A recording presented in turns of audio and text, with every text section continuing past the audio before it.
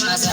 Babban ango kai da za ka je wa amarya ina tunanin yunwar cikin kadai ta tare. Kila ba na rayu irin abincin naki in dole ne kuma sai in ga mai saka ni in ci shi.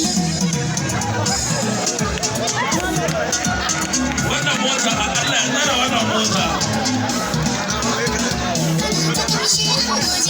Direba ni ko a motar ka ko kana da sufana ka ba da bakin ta zahira yayin ni dai ina addu'a rabbana a wannan hanya Allah ya sa mu ga kura mu ba ta ke mu huta wallahi da mu huta An sha irewa. Uwana ni kam na ce ina nan kai ko.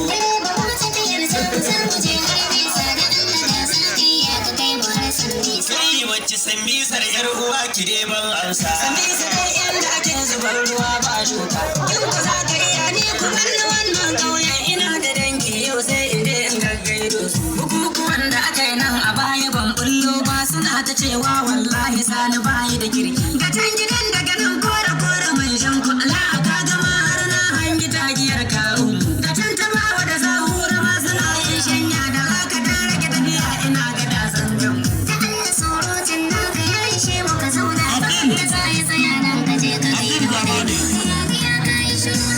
wanda ke kan hanyar shi sai je sun bisa dole in yi shiru na ta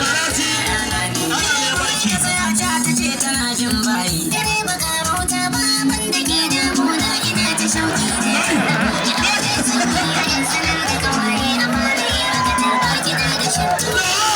ya kike yi la'aula na riga na shata ana isa dan bugun su buru dai zan tsere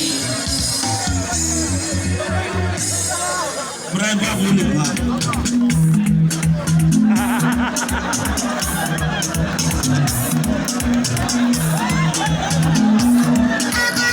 la ilaha illallah direba kai bakin rana irin ganyen gwanda zan kai wa kawun kakanmu na da ciwon koda Ina ganin motar nan da kyar ta kai mu garin nan saboda lotin tayar tana buƙatar canji. kwarai kuna ji nan gefen ma yana ta kikar sai aka duba dan zamba ne ni na san karfe saboda na taba sati guda ina kwallasta kai jama'a